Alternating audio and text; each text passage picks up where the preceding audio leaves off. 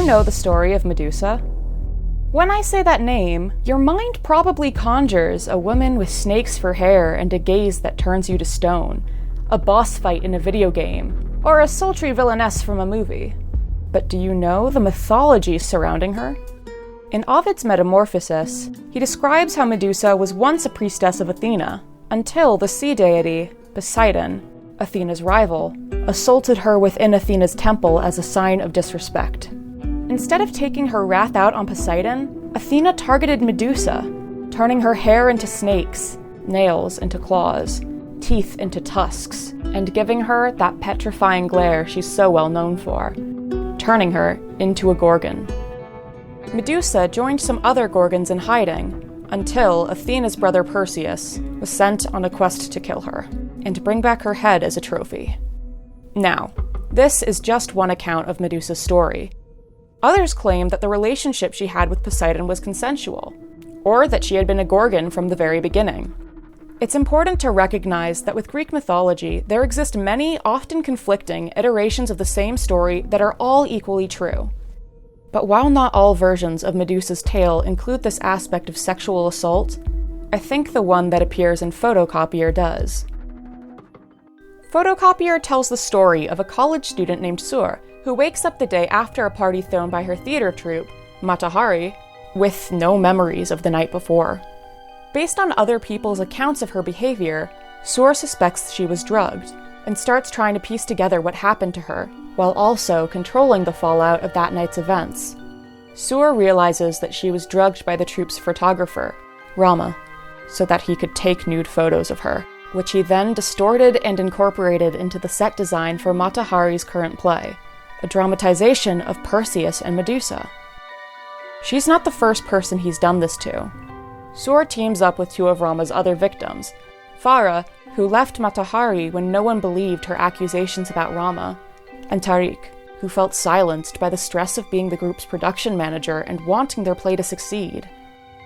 Both Sur and Medusa are beloved members of an institution that's supposed to value knowledge, but to remain at that institution, they must follow moralizing rules about what behaviors are and aren't allowed.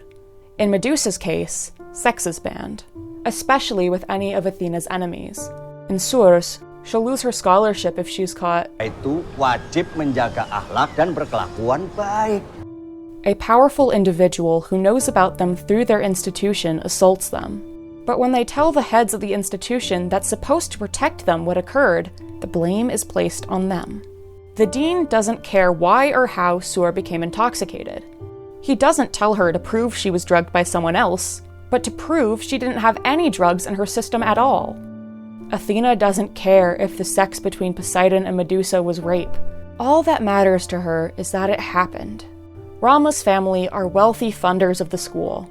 Poseidon is Athena's fellow Olympian. It is a lot easier to cover up those they hurt than to hold them accountable. Athena turns Medusa into a monster, which forces her into hiding. Sur brings the evidence she's gathered to the school, and a staff member leaks it. Rama and his family threaten to sue her for libel, and she is forced to publicly confess to making all of it up. She becomes a social pariah, abandoned by her friends and seen as a source of shame. In this low moment, Farah and Tariq come to Sur and share that Rama assaulted them too.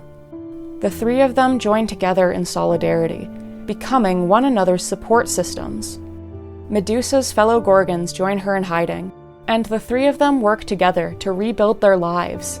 But what has already been done to Sur and Medusa is not enough for those in power. As long as they live, they are a threat. A reminder. They must be destroyed. The Olympians endorse Perseus's quest to slay Medusa.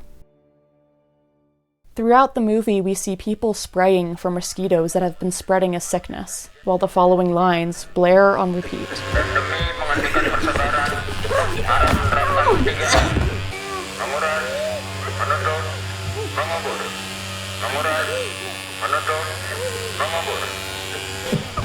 We hear these lines again, as Rama, dressed as Perseus, gasses the safe house where the trio are staying and sets it on fire.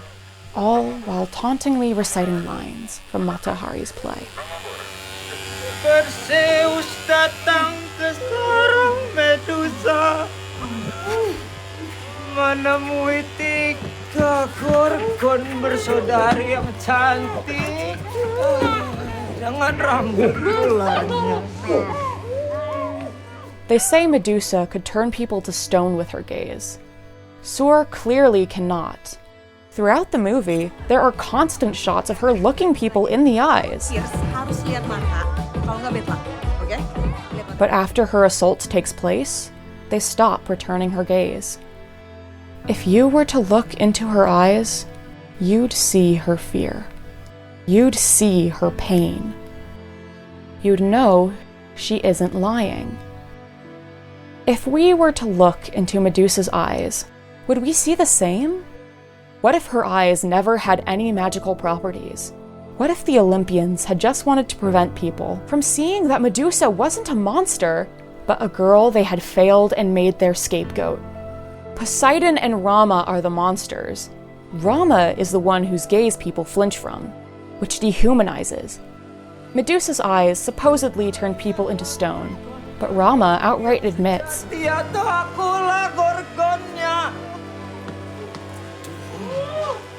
Kalian membeku dengan sangat indah. The opening scene of the movie shows the actors of Matahari standing like statues, amid props that, unbeknown to them, are Rama's photographed trophies from the times he abused their peers. His equivalent of Medusa's decapitated head that Perseus is always shown brandishing. The same one that appears as a prop when Sur is given the spiked drink, the same one Tariq cries next to while having a panic attack over what Rama did to him. Saya tidak akan ada satu orang pun percaya mimpi karena kalian telah menjadi Medusa itu sendiri. But there is hope. Unlike Perseus, Rama cannot defeat these Gorgons. They escape the house, and from the roof of one of the school's buildings, use the titular photocopier to rain down copy after copy of their evidence as people arrive for class. One by one, students come rushing up to the roof to write out their own stories that the school suppressed. Too many pages and too many people for the school to contain or destroy.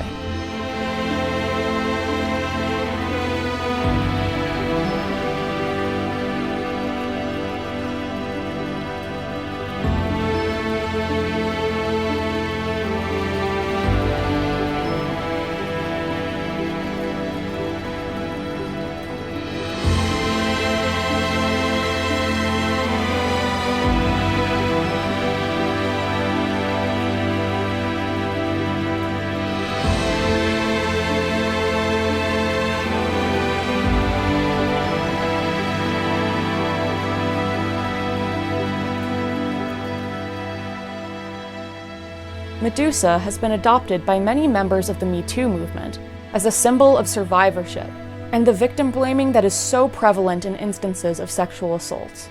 Some survivors of sexual abuse have begun getting Medusa tattoos as a protective symbol.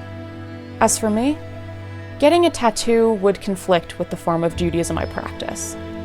But I can always sew a Medusa patch onto my jacket, or make a sticker for my water bottle. Or I could create an essay about my favorite retelling of her story. Yeah, that works too.